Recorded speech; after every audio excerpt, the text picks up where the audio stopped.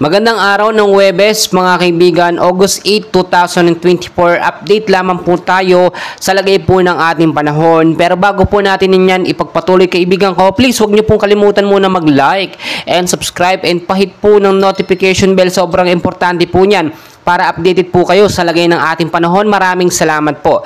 Ngayong araw po ng Huwebes mga kaibigan ay patuloy po nating minomonitor at binabantayan.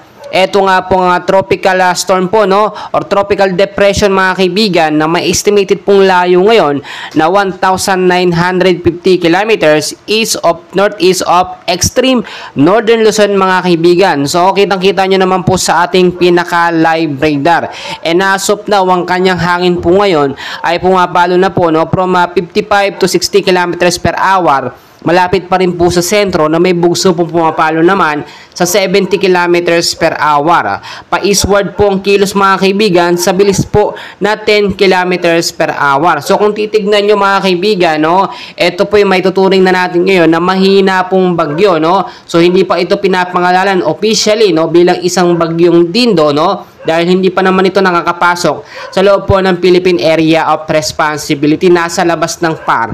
Pero sinasabi ko po sa inyo mga kaibigan, ito po yung sinasabi natin na banta po ni Bagyong Dindo, no, na wag sanang makapasok sa loob po ng ating bansa mga kaibigan.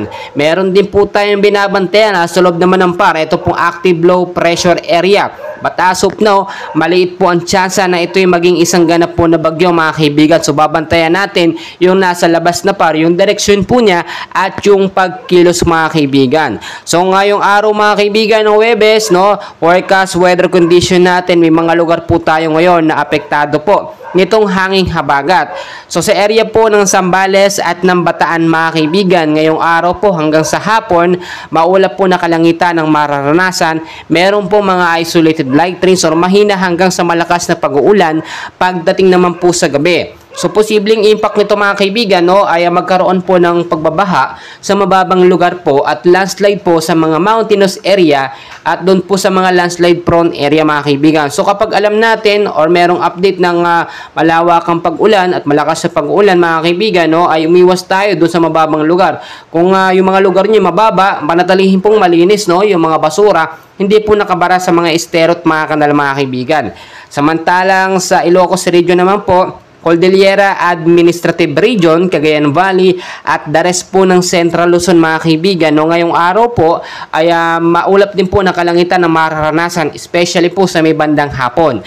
Makakaranas din po ng mga isolated light rains to heavy rainfall pagdating naman po sa gabi. So mas maganda kung lalabas po tayo sa may bandang hapon o sa gabi, ugaliin na lamang po natin magdala ng payong, jacket, kapote, no, extra protection po yan in case po magkaroon ng mga biglaang pag-uulan. Samantalang sa ilang bahagi naman po ng Metro Manila at the rest po ng ating bansa mga kaibigan, apektado po ng localized thunderstorm. So asahan din ng maulap na kalangitan sa hapon, mga pag-ulan mahina hanggang sa paglakas, posible po yan pagdating naman sa gabi mga kaibigan. So balikan po natin ito pong active low pressure area sa loob ng PAR at ito pong tropical depression or mahinang bagyo mga kaibigan. As of now mga kaibigan, kung titignan po ninyo, stable ito, no, from 50 to 55 kilometers per hour yung lakas ng kanyang hangin. Hindi pa naman siya maituturing na pilang isang malakas na bagyo mga kaibigan. Actually mahina pa po ito, no, at hindi pa masyadong nakakaapekto sa ating bansang Pilipinas. Pero ang pinapangambahan po natin dyan, dahil nga po sa hanging habagat, which is yan po yung humahatak, no, dito po sa sama ng panahon o tropical depression na ito, kasama na po yung active low pressure area, posible niya po yung palakasin. So hindi natin inaalis yung mga posibilidad na ito ay maging isang malakas na bagyo mga kaibigan, no.